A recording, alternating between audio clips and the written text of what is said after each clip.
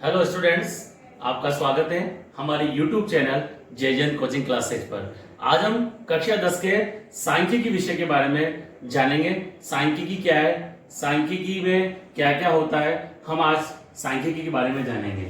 सांख्यिकी जिसको हम स्टैटिक्स बोलते हैं, सांख्यिकी जिसको हम स्टैटिक्स बोलते हैं। सांख्यिकी में तीन चीजें हम ज्ञात करते हैं: समांतर माध्य, नंबर 2 मध्य का, और नंबर 3 बहुलक। समांतर माध्य को हम x बार से संबोधित करते हैं, मध्यका को हम n से संबोधित करते हैं, बहुलक को हम z से संबोधित करते हैं। देखो, समांतर माध्य जो होता है वो तीन श्रेणियों में हम ज्ञात कर सकते हैं।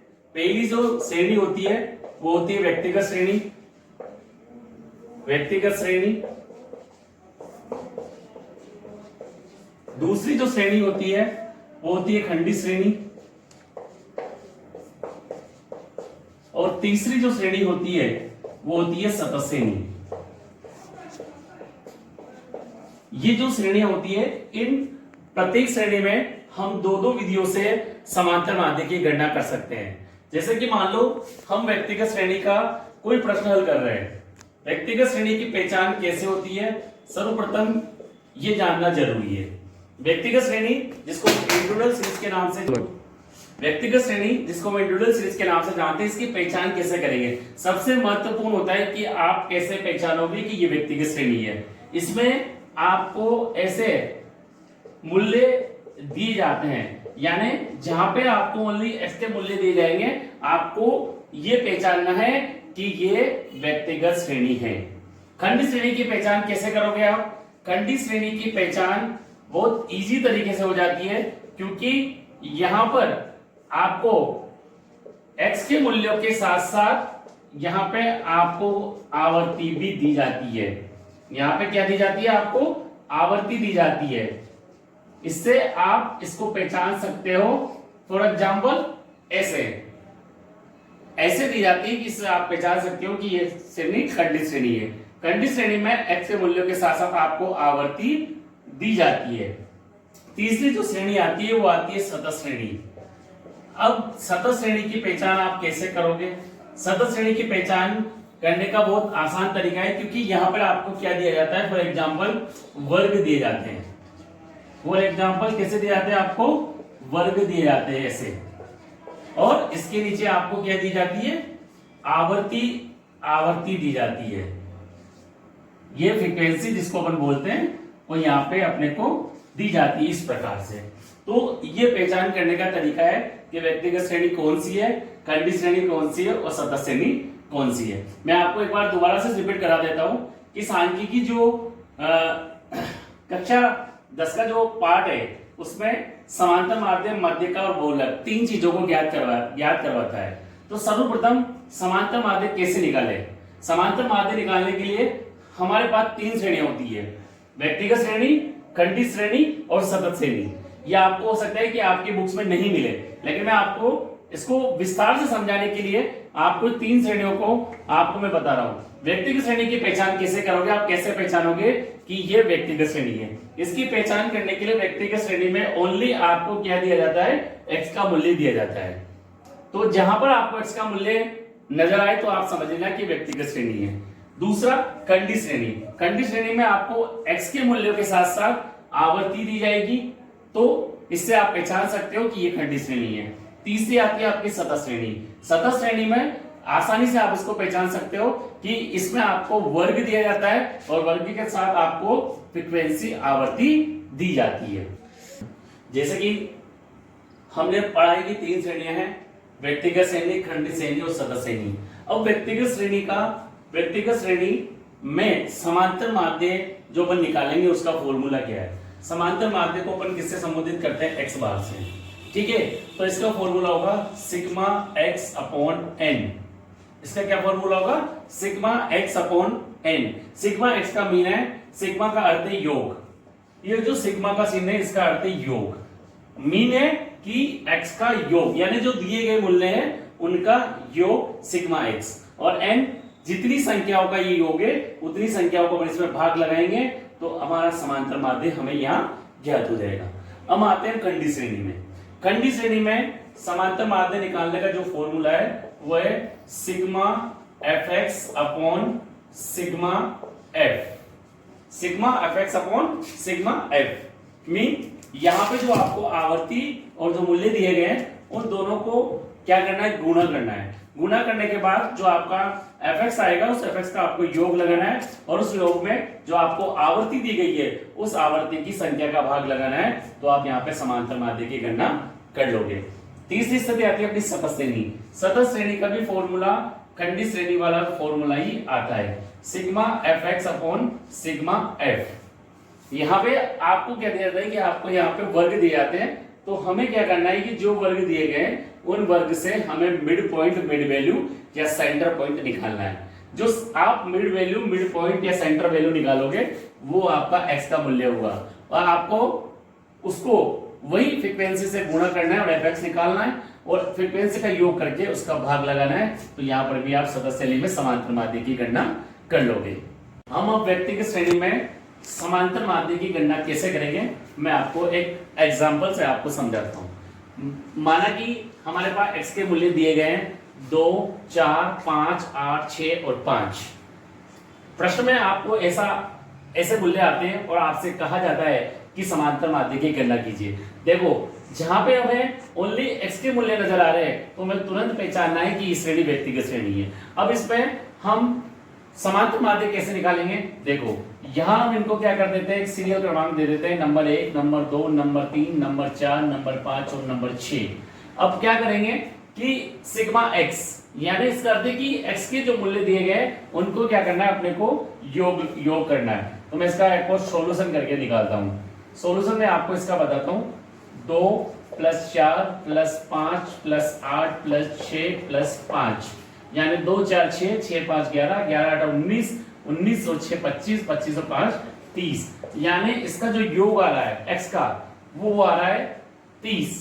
तो आपका फॉर्मूला क्या है, x बार बराबर सिग्मा x अपॉन n, यानी सिग्मा x का यानी x का जो योग आ रहा है वो 30 है और n ये कितनी संख्या का योग है, 1 2 3 4 5 1 2 3 4 5 और 6 संख्याओं का योग है।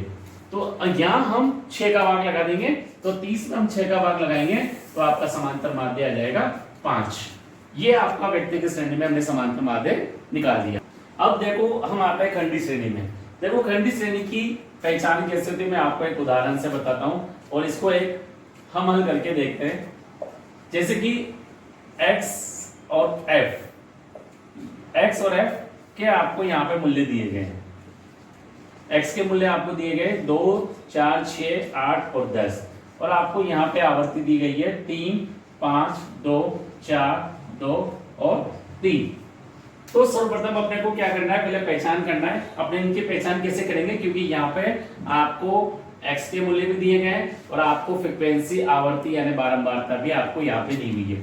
तो सर्वप्रथम अपन तीसरा कॉलम बनाएंगे यहाँ पे fx, यानी x को f से गुणा करेंगे तो fx आ जाएगा। यहाँ पे x और x को f से गुणा करेंगे, 0 को 3 से गुणा करेंगे 0, 2 को 5 से गुणा करेंगे 10, 4 को 2 से गुणा करेंगे 8, 6 को 4 से गुणा करेंगे 24, 8 को 2 से गुणा करेंगे 16 और 10 को 3 से गुणा करेंगे 30। अब आपने यहाँ पे क्या करते हैं कि फ्रीक्वेंसी का योग कर लेते हैं। पहले 3 और 5 8, 8 2 10, 10 और 4 14, 14 और 2 16 और 3 19। इधर fx का टोटल कर लेते हैं 10, 10 8 18, 18 और 24।